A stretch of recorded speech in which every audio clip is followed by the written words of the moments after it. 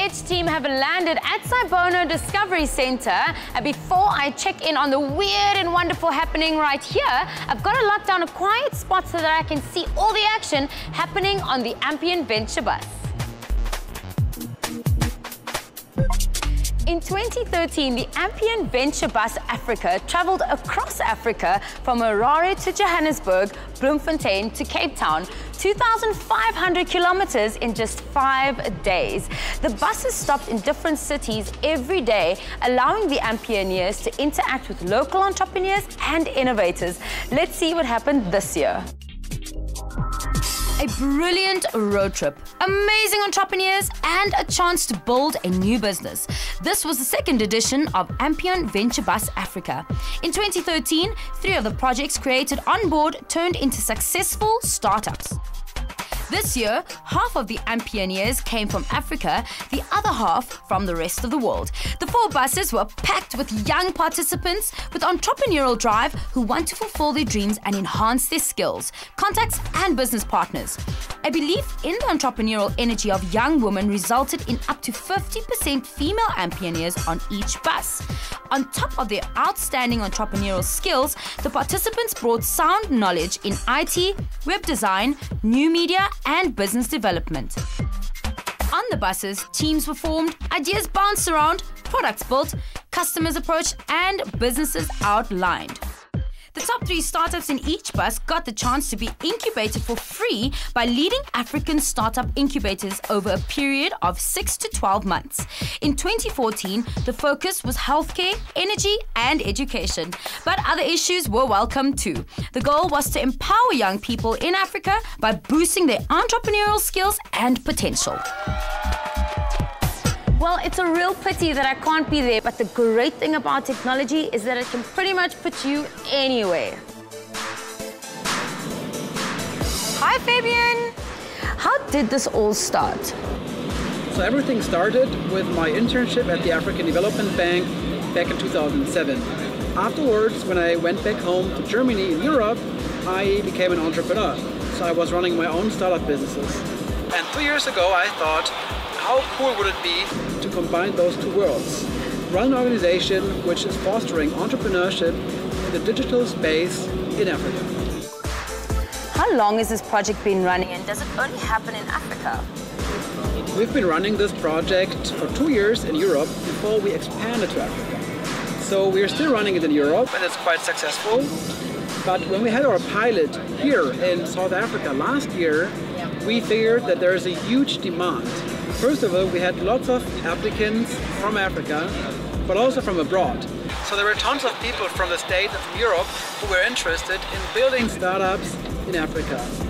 And since last year, and since the great success we had, I'm fully focusing on developing this in Africa. Why Africa? We have been running this project not only in Africa, but also in Europe and the States before. But here in Africa, it's a very particular setup. There's just so many more opportunities here because the markets are still so young. Also, there's a great interest of Europeans and Americans to come to Africa to build startups. And this is why we have so many applicants nowadays from people who want to run the companies here. I want to know who is on that bus and how do they get chosen? So right now, there's 40 people on the bus. 50% from them are from Africa and 50% are from the rest of the world.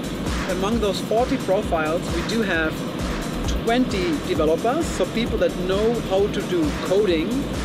Then we have web designers who do the interface of the apps we build, and we have business experts.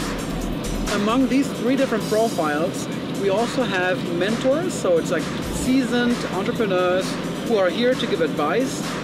And we have investors, so people who are interested in investing into startups in Africa. So those 40 strangers met up for the first time 4 days ago and are now working on 9 different startup ideas. Fabian, why the travel bus aspect and not just another normal convention? Because, first of all, traveling attracts participants. So we do get more applicants than a regular setup in a physical workspace. Also, by driving around every day, we connect different tech hubs and different markets. So if you're launching a new solution, you can address between 3 to 5 markets in 5 days only. That's pretty unique. Also, the fact that you're sitting together on a bus, sometimes even during the night, increases the bonding effect. It's like some sort of pressure cooker for ideas, so you can't really leave. And when you're forming teams, you either hate each other or you love each other. What is Ampion's background? So we had our first bus back in Germany in 2011, where we invited 40 students from all over Germany, and we ran through different cities. And in 2012 we said, this is a really good concept, let's take it international. So we expanded to 5 additional markets within Europe. So we had 6 buses running in parallel from 6 different capitals. So those 6 buses met up in Paris for the grand finals. And then in 2013 I was thinking, after my experience in Africa, I would really like to bring this project to Africa. What did the previous startups from last year's bus achieve? So last year we had a total of 8 startups built on the bus. 3 of them are still active. 2 of them received funding and are already employing staff members. One of them, for example, is called Stereo.me. It is a mobile app aiming to improve education in rural Africa. Another example is Sai, which is a Zimbabwe-based startup. Those guys have built a hardware device which provides Wi-Fi, so internet connectivity to travelers on minibuses. Well, Fabian, as for you and I, we're done. Thank you so much. And if you wouldn't mind handing me over to one of your participants on the bus. Hello from the Edge team. What's your name and what do you do? My name is Taf, and I'm a young startup entrepreneur from Zimbabwe, and I'm part of Team Imaji. We're working on a way we can help provide life-saving devices to the people who need them in exchange for crowdsourced data that we intend to sell. What are your expectations from this trip? Coming on the bus, I wanted to keep my mind open, met a couple of people and just see what's happening in the region.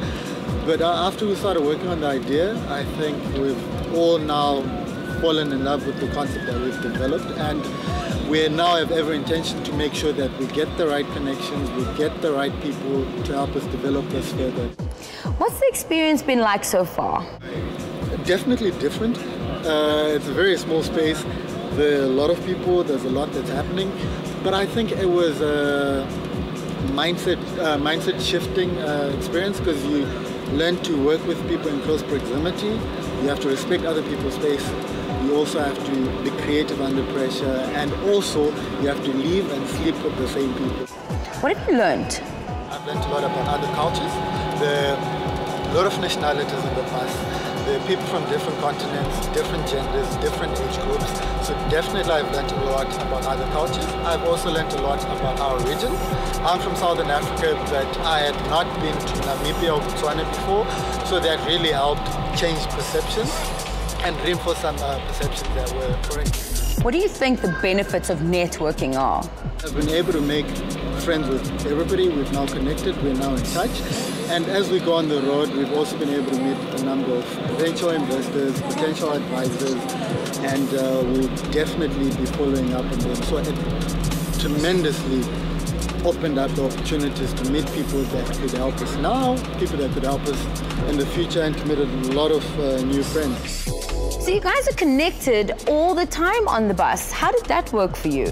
Actually doing it on a bus while connected to the internet is very interesting, because you're moving from one location to the other, experiencing new cultures, experiencing new circumstances and new situations.